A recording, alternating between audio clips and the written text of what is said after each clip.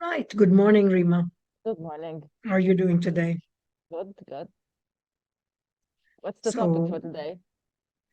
well, every day you do a kind of review of social media and you look at what's happening around us in terms of what's being promoted or not. And I would love to hear from you if you have any particular insights or areas of interest that you would like to explore today on that subject, of what gets promoted and how it gets promoted and what's going on.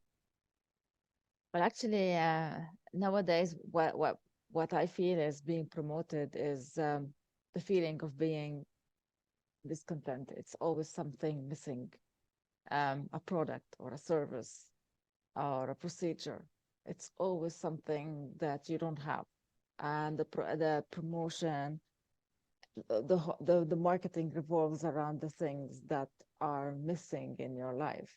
And for example, if you look up something, the algorithms of your search engine will recognize that this is something that you want.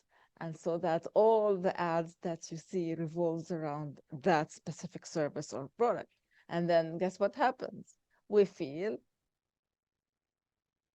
we feel discontent, we feel unhappy. And so, and then the next ad, and the next ad, and then the next service and the next product.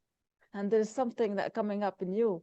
Oh, I need this. Oh, I want this. I need this. I want to buy this. Do I have the budget? Where do I get money from? Am I now satisfied? I am dissatisfied. But the outcome becomes dissatisfaction. Yeah, I think we could summarize this whole drama of how the algorithms drive behavior and choice by calling it the economics of discontent. If you're happy with something, if there is no discomfort, you're not motivated to do anything about it. And really, what it boils down to is an understanding of basic human needs, because that's what's being tapped into, our basic human need, and primarily the needs for significance, where we want to feel more important than other people or have higher status, the feeling of certainty that we matter, we're secure, somehow we're not going to be left without the basic things that we need, love and connection, which is the foundational emotion, is that we belong to this group of people that we want to feel that we are as good as. And of course, we get bored.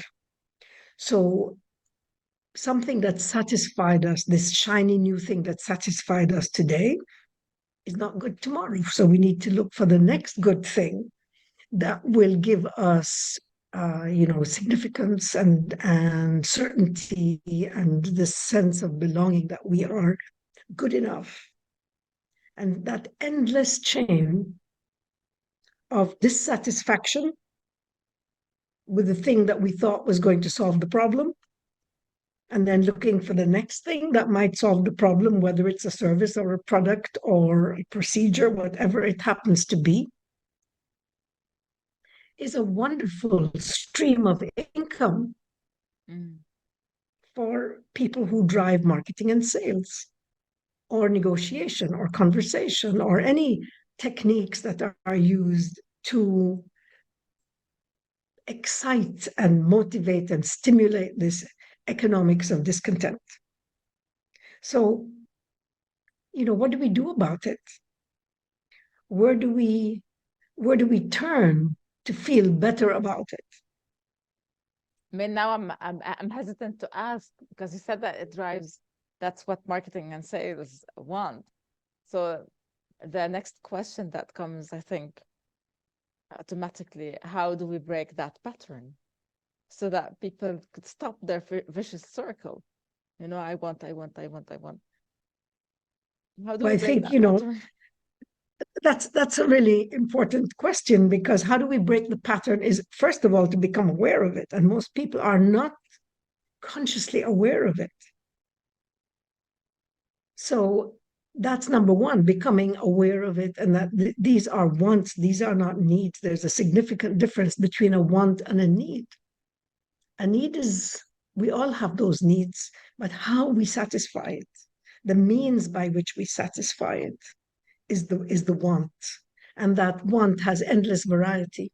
If we become conscious of it and if we take control of it and realize that to feel satisfied and fulfilled is something that comes from within us and is not going to be satisfied by any external thing or any external person or any external product or procedure. And that's the greatest gift we could give to anyone, basically enabling them to find the sources of personal fulfillment from within themselves. Doesn't mean that having nice things is not important, but it means that they expire rapidly, and you will feed the economics of discontent at your own expense. A much better way is becoming aware, taking control, recognizing that you are good enough, and finding ways to satisfy those needs. So you feel fulfilled, you feel that you're enough and that you have enough. And that's what we like to enable our young leaders and our mature leaders and all the people we work with to achieve that wonderful inner strength and inner satisfaction and belief in themselves.